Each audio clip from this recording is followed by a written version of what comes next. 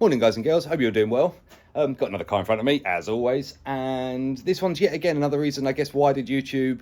Gentleman was going through my videos, saw the stuff that I could do, lived not too far away and thought, you know what, this is the guy for me to do my stereo.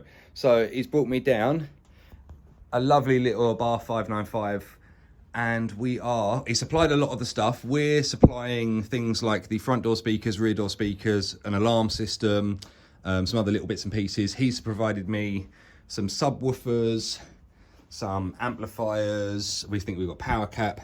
There's some cabling here, but I don't think I'm going to use a lot of that. It's maybe the distributions and things, but the rest of it is a little bit too thin for what we need. But no, it'll be a nice job. I'll try and make this quite a quick one. Obviously, it will be door cards off, tweeters, speakers, alarm, speakers, tweeters, speakers. I think that's the bulk of it. The alarm's cool. It's got the proximity. It's got the shock sensor. It's going to be a Clifford 330X1, and we are running on it the shock sensor, or built-in shock sensor essentially on that one. And then we've got a proximity bubble and a tilt sensor. So nice and secure. Sound will be much more improved. I think this one does have the Beats audio in it as standard. Let's go and have a look. Yeah, it's got Beats audio because I noticed that underneath here there's like a little subwoofer section. So, but obviously we're going to massively overpower with what we've got here, so we won't need any of that stuff still in the position.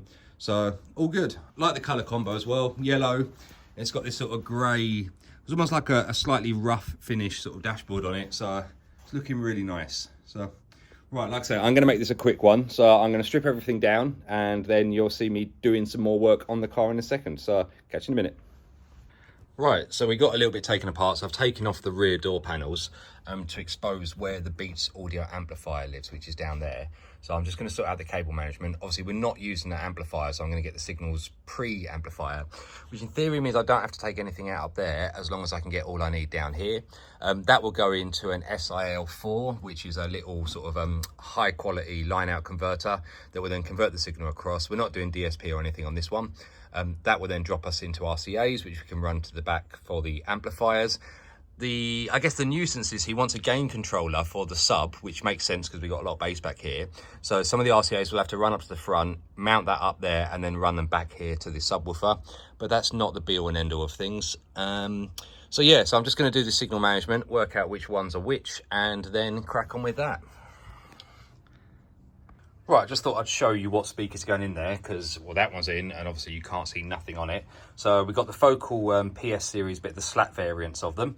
So really nice speaker. Essentially the rears are going to be coaxial, so tweeters all built into there. And obviously then the front ones are the component, nice decent tweeter, obviously crossover network. All the crossovers and everything will live down there with basically where all the wire separation happens. And then obviously it's just direct location in all the doors and bits and pieces. So, and then obviously running new cables through to our amplifiers. So just so I thought I'd show you those because you won't see them once they're in. Now as to the Beats audio system, apart from the amplifier that we find in the back, the speakers look very similar. I'll show you those in a second. But I'm not sure, unless the customer's gone in and done this, we've got sort of like sound wadding on the back of the door card. It felt a bit heavy when I was taking it off, so I'm impressed. So if that is one of the Beats upgrades, then great. I have put sound deadening inside the door panel and obviously re-riveted the new speaker mount on there. So that one's ready to go. And yeah, those speakers, apart from being a different plastic colour, I think those rear magnets are a bit bigger. Made in Poland, 4 ohm, 40 watts. Quite a normal, nice build. Does look slightly better quality than the standard ones. And then these, it looks like they're almost using rare earth magnets, which will be an upgrade. So maybe you do get something. Let me get it around so you can see the label. So we got a 2 ohm at 30 watts. So hence why they're quite basic at the front there. Yet again, made in Poland, but yeah, it definitely looks like a rare earth magnet. So yeah, you do genuinely get an upgrade, although it's not listed Beats anywhere. But no, nice to see. Right, I thought I'd just show you what's going on here, which is a little bit weird. So basically, because we've got a power cap at the back, we need to charge the power cap before we do it. Now we can use like a resistor. I like using one of these test lights because it means I can physically see when that bulb goes out. It basically means there's no potential difference between the 2 points. Therefore, when I put it on, we're not going to send a shock through to the capacitor. So just got to wait for that to go out, and then I know that we're at full charge. That's that power cap that I was just referring to. So it is a 3.5 farad one, so it will take a little while to charge up. And then afterwards, once we give the ignition on, that should show me a digital display, and we should be sitting, what, about 12.6, 12.4 without the engine running. With the engine running, hopefully get up above 14. So we'll see what we get. Well, that's a nice full boot, isn't it? So we got it all in. There has been some fun and games. So customer supplied me the stuff. He also supplied me the power cap. After you saw in the last part of it, I could not get it to get over about 1 volt in charge, so I don't think it's a good one. But I think Robert, the owner of the car, has got another one he's going to bring down, so we got the wiring prep for that, so I'm going to swap that bit over for him. Obviously, all the speakers and everything are in position, and the alarm's functional, and I think it's a nice touch. We've got the gain controller. Let me turn that off. We've got the gain controller, essentially, for all his bass response up there. Obviously, we've got the Clifford Blue flashing emblem. Everything else looks factory and stock. It does sound good. Obviously, just need to EQ it. There's no point me showing you because, obviously, it's the case of you won't hear the true benefit of it. But no, it's been a nice one. It's been more fun than I wanted to. Having the Beats audio in here to start with does complicate the system a little bit. And it's weird, it was very, very front biased, essentially, for what was coming out of the original audio network. So they're obviously driving through. If you look at the thickness of the cables, you expect them to be like the subwoofer cables, but they're actually the front door driving cables.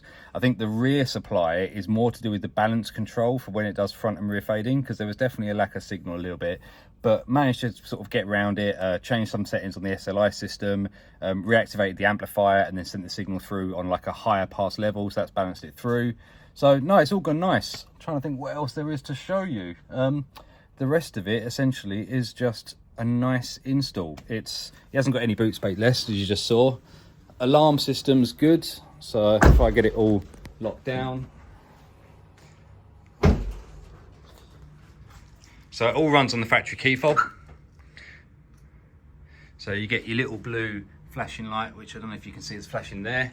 But it's got nice things like proximity. So if I come too close to it, it will beep and just let him know. And obviously there's a shock sensor, a tilt sensor.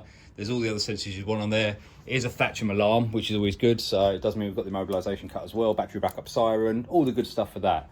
But yeah, I don't think there's anything else to really go through. I'll just give you a spec of the car. It's just sort of standard yellow. Nothing else that I can see has been altered on it. But no, a nice little 595. Apparently I've got to stop calling these Fiats because they're ABARTHs, but they're always going to be Fiats to me. So, right then guys, well, thank you very much for joining me that one. Hopefully it's been nice and quick. Obviously walked a little bit close there. I'm not sure what I've got up next. I think you've just seen the Golf R. There's another one coming through soon that should be a fun one to film, but I'll show you as we go along with it. Like and subscribe as always, guys. Does help the algorithm, does help the normal sort of stuff, and apparently we have to say that as YouTubers. Thank you very much for watching, guys. Hope you enjoy your day, and I'll catch you on the next one.